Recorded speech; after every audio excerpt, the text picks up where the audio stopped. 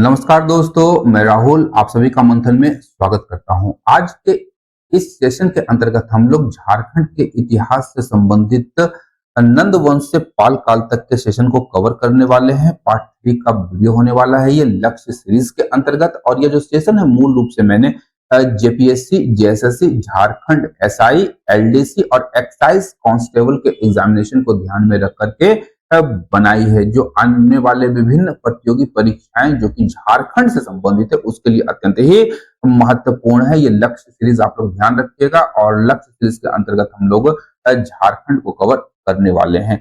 तो आज के इस सेशन में सबसे पहले हम लोग बात करेंगे झारखंड की। तो प्राचीन साम्राज्य और झारखंड क्षेत्र की अगर हम लोग बात करते हैं तो ध्यान रखिएगा, झारखंड प्राचीन साम्राज्यों के अंतर्गत जो राष्ट्रीय राजमार्ग थे उनके उनके केंद्र में स्थित था, उनके बीचों बीच स्थित था और विभिन्न व्यापारिक मार्ग जो थे झारखंड से होकर के गुजरते थे। ध्यान रखिएगा, झारखंड का ये पर्वतीय इलाका है और इसके मध्य से एक मार्ग निकल करके आगे जा रहा है। तो यहाँ पर ध्यान रखिएगा, यहाँ की जो जमीन थी, भूमि थी, वो प्राचीन काल से ही उपजाऊ नहीं थी, पठारी प्रदेश था और यहाँ पर जंगलों की सघनता काफी ज्यादा थी, जिसके कारण यहाँ जो आबादी थी वह ज्यादा घनी नहीं थी। लेकिन यह व्यापारिक मार्गों के लिए एक प्रमुख क्षेत्र प्राचीन काल से ही रहा है। यदि हम लोग प्राचीन काल की बात करेंगे, विशेष रूप से मौर्य काल की अगर हम लोग बात करते हैं, तो वहां पर एक पथ था, उसका नाम था उत्तरा पथ। उत्तरा पथ का जो विस्तार था वह आपका ताम्र लिप्ति, बंगाल की खाड़ी से लेकर के यह हमारा पाकिस्तान, वर्तमान पाकिस्तान के पेशावर होता हुआ काबुल और काबुल और कंधार जो कि वर्तमान अफगानिस्तान में है, वहां तक ये चला जाता था। तो ध्यान रखिएगा, ताम्रलिप्ति से होता हुआ काबुल और कंधार तक जाने वाले उत्तरापथ के केंद्र में यह झारखंड राज्य पड़ता था और ताम्रलिप्ति को पाटलिपुत्र से जोड़ने के लिए और साथ ही साथ गया और वाराणसी से जोड़ने वाले प्रमुख व्यापारिक मार्गों के केंद्र पर झारखंड अवस्थित था, ये ध्यान रखिएगा। और एक ऐसा ही जो मार्ग है वह रघुनाथपुर, तेलकुप्पी और झरिया से होकर के गुजरता था, जो कि अत्यंत ही महत्वपूर्ण है। और अगर हम लोग बात करेंगे तो मराठा आक्रमण, ध्यान रखिएगा कि जब भी छत्तीसगढ़ के सरगुजा से होते हुए पश्चिम बंगाल में जब अलीवर्दी खां का शासन था, उस कालखंड में जब मराठे बंगाल पर आक्रमण करते थे चौथ की वसूली के लिए, तो वो झारखंड के मार्गों का ही उपयोग करते थे। ये तथ्य बड़ा इंपॉर्टेंट है, ध्यान रखिएगा। अब नंदवंश की बात करेंगे तो नंदवंश का जो संस्थापक था वह महापद्म नंद था, जिसने एकराट या द्वितीय परशुराम की भी उपाधि धारण की थी, ये ध्यान रखिएगा। द्वितीय परशुराम की उपाधि धारण करने वाला व्यक्ति कौन था? तो नंद वंश का संस्थापक महापद्म नंद था, ये ध्यान रखिएगा। और मगध साम्राज्य के अधीन झारखंड जो था वह नंदों के अधीन था। प्राचीन काल की जब हम लोग बात करते हैं तो ध्यान रखिएगा कि जो झारखंड में निवास करने वाली मुंडा जनजाति थी, बड़ा इंपॉर्टेंट फैक्ट बता रहा हूं, मुंडा जनजाति जो थी वह जरासंध की सेना में शामिल थी, ये ध्यान रखिएगा। जरासंध की सेना में शामिल थी और पांडवों के द्वारा जब जरासंध की हत्या कर दी जाती है तो मुंडाओं ने महाभारत युद्ध में कौरवों का पक्ष लेते हुए पांडवों से युद्ध किया था। इनके साम्राज्य की सीमा अगर हम लोग बात करेंगे नंद वंश की, तो दामोदर नदी के उद्गम स्थल तक इनके साम्राज्य का विस्तार था। सैन्य योगदान की बात करेंगे तो नंद की सेना में जो हाथी और सैनिक आते थे, विशेष रूप से आदिवासी जनजाति के जो सैनिक थे वो झारखंड क्षेत्र से ही आते थे। ध्यान रखिए, आदिवासी सैनिक और हाथी नंदों की सेना का हिस्सा थे। यहाँ से सैन्य सेवाएं भी नंद प्राप्त करता था। अब मौर्य वंश की बात करेंगे तो मौर्य वंश का संस्थापक चंद्रगुप्त मौर्य था, ये ध्यान रखिएगा। इसने अंतिम नंद शासक धनानंद को पराजित करके यहाँ पर अपनी सत्ता स्थापित, मगध पर अपनी सत्ता स्थापित की थी। और अशोक के विस्तार की जब हम लोग बात करते हैं तो चाटी गोविंदपुर जो कि धनबाद में, वहां से एक अभिलेख की प्राप्ति होती है जो कि अशोक का स्तंभ है। इससे हमें मौर्य साम्राज्य के विस्तार की जानकारी प्राप्त होती है। इसके अतिरिक्त अशोक के 13वें शिलालेख में आटविक क्षेत्र का वर्णन हमें प्राप्त होता है और आटविक क्षेत्र जो था उस समय के मध्य भारत को कहा जाता था, जिसका विस्तार बघेल खंड से उड़ीसा या कलिंग के, ध्यान रखिएगा, बघेल खंड से ओडिशा तट तक इसका उल्लेख किया गया है आठवीं प्रदेश के रूप में, और इन आठवीं प्रदेशों में झारखंड भी शामिल था। झारखंड का क्षेत्र भी आठवीं प्रदेश में शामिल रहा था।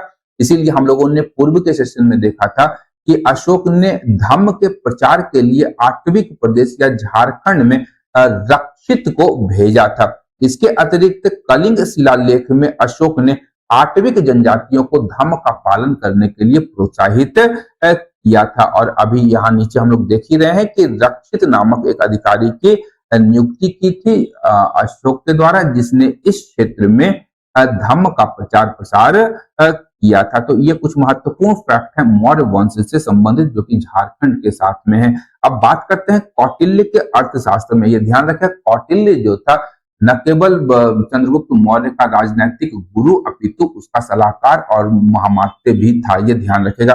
कौटिल्य के अर्थशास्त्र की बात करेंगे। कौटिल्य को हम लोग विष्णुगुप्त और चाणक्य के रूप में भी जानते हैं। ये ध्यान रखेगा, बड़ा इंपॉर्टेंट और फेमस प्रश्न है इतिहास के पॉइंट ऑफ व्यू से। तो क्षेत्र का नाम था कुक्कुट या कुक्कुट देश, जिसे छोटा नागपुर बाद में कहा गया। यहाँ की शासन प्रणाली के विषय में अर्थशास्त्र में लिखा गया है कि यहाँ पर गणतंत्रीय शासन व्यवस्था का संचालन किया जाता था। यहाँ पर गणतंत्रीय व्यवस्था थी। प्रमुख अधिकारियों की अगर हम लोग बात करेंगे तो अर्थशास्त्र से ही ये हमें प्राप्त हो जाता है कि यहाँ पर आठवीं जनजातियों को नियंत्रित करने के लिए एक आठविक नामक एक अधिकारी की नियुक्ति की गई थी, और इसका मूल जो उद्देश्य था यह जनजातियों को नियंत्रित करने और शत्रुओं के साथ उनके गठबंधन को रोकने के लिए इसकी नियुक्ति की गई थी। इसके अतिरिक्त अन्य अधिकारियों की बात करेंगे तो इसके अधीनस्थ अधिकारी थे नगाध्यक्ष, वनाध्यक्ष, नागपाल और वनपाल। ये प्रमुख अधीनस्थ अधिकारी थे जो आठवीं अधिकारी के अंतर्गत कार्य करते थे। प्राकृतिक संसाधनों की बात करेंगे तो लोहे का यहाँ से प्रयोग तो होता ही था, ध्यान रखिएगा। लोहे का यहाँ से निष्कर्षण होता ही था, लोहे की प्राप्ति होती थी मगध साम्राज्य को।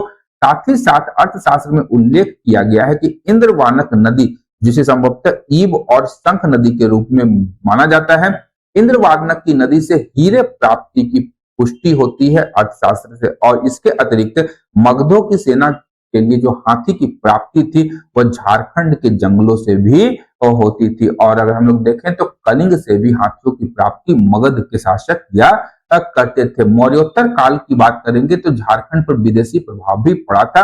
और मौर्य साम्राज्य के पतन के उपरांत हम लोग देखते हैं कि भारत में कुषाणों के साथ साथ गुप्त वंश और अन्य दूसरे राजवंशों का शासन रहा है। इस अवधि में देखें या इस कालखंड में अगर हम लोग देखें तो झारखंड का जो विदेशी व्यापार और प्रभाव था वो लगातार जारी रहा था। यहाँ से हमें सिंहभूम की बात करेंगे तो यहाँ से हमें रोमन सिक्कों की प्राप्ति होती है, इंपॉर्टेंट फैक्ट है। और चाईबासा और रांची से इंडो सीथियन काल के सिक्के हमें प्राप्त हो जाते हैं। दोनों फैक्ट, सिक्के प्राप्ति के दोनों फैक्ट जो है इंपॉर्टेंट है, यहाँ ध्यान रखिएगा। अब कुषाण वंश की बात करेंगे तो ध्यान रखिएगा कि कुषाण काल के सिक्कों की खोज रांची और सिंहभूम से की गई है। बेलवा दाग रांची में है और यहाँ से 3 स्वर्ण सिक्कों की खोज की गई है जो कि कुषाण वंश से संबंधित है, जिसमें कनिष्क के उपरांत हुविस्क का एक महत्वपूर्ण सिक्का शामिल है। यानी कनिष्क के पश्चात हुविस्क और वासिस्क आदि जो थे शासक थे कुषाण वंश के, और उस कालखंड के भी सिक्के की प्राप्ति होती है। कुषाण कनिष्क की मृत्यु के उपरांत के सिक्के हैं ये। वहीं कोसी तानार आपका हजारीबाग में है, यहाँ से कुषाण काल के 130 तांबे के सिक्के प्राप्त होते हैं, जिससे इस क्षेत्र का कुषाणों के साथ में संबंध स्थापित होता है। यहाँ पर अगर हम लोग देखें तो कनिष्क के शासन काल में विभिन्न शासनिक अधिकारियों की नियुक्ति की गई थी, जिसमें पहला था महाक्षत्रप हरपल्लन। यहाँ ध्यान रखिएगा, महाक्षत्रप हरपल्लन जो था यहाँ कनिष्क के द्वारा नियुक्त प्रमुख अधिकारी था। इसके अतिरिक्त यहाँ का जो क्षत्रप था वह वंशफर था। वंशफर के अधीन झारखंड शासित होता था कुषाण काल में। अब गुप्त काल की बात करेंगे, जिसे भारतीय इतिहास में स्वर्ण युग का दर्जा दिया जाता है। इस गुप्त काल का जो गुप्त वंश का जो संस्थापक था वह समुद्रगुप्त, चलिए मैं बहुत ज्यादा स्पीड में आज भाग रहा हूँ, ठीक है, तो ये ध्यान रखिएगा। समुद्रगुप्त को भारत का नेपोलियन कहा गया है और ये संपूर्ण भारत को चंद्रगुप्त मौर्य के उपरांत एकता के सूत्र में इसने बांधा था। श्रीगुप्त जो था वो आपका गुप्त वंश का संस्थापक था, ये ध्यान रखिएगा, बड़ा अच्छा चीज है। सिरगुप्त के पश्चात घटोत्कच शासक बनता है, उसके उपरांत चंद्रगुप्त प्रथम, फिर समुद्रगुप्त और चंद्रगुप्त द्वितीय आदि का शासन आता है, यह ध्यान रखिएगा। तो श्रीगुप्त जो था ये आपका गुप्त वंश का संस्थापक था, और समुद्रगुप्त जो था उसने आटविक प्रदेश में विजय प्राप्त की थी। इसका उल्लेख हमें समुद्रगुप्त की प्रयाग प्रशस्ति से प्राप्त हो जाती है। तो यहाँ ध्यान रखिएगा, हरिसेन के द्वारा प्रयाग प्रशस्ति की रचना की गई है। पूर्व के एक सेशन में मैंने बताया था कि वह इसकी जो रचना है वह चंपू शैली में की गई है, या इसे हम लोग कह सकते हैं गद्य पद्य शैली। गद्य और पद्य दोनों रूपों में हरिसेन की प्रयाग प्रशस्ति लिखी गई है, और समुद्रगुप्त ने झारखंड जीता था, इसी प्रशस्ति में इसका उल्लेख है। और छोटा नागपुर को आटविक क्षेत्र के रूप में मुरुंड देश के साथ इसमें संदर्भित किया गया है। फाहियान की बात करेंगे तो फाहियान ने भी अपनी यात्रा वृतांत में लिखा है कि चंद्रगुप्त द्वितीय के शासनकाल में जब वह भारत का दौरा किया था तो उस क्षेत्र को कुक्कुट लाड़ कहा था, जो कि आपका वर्तमान झारखंड है।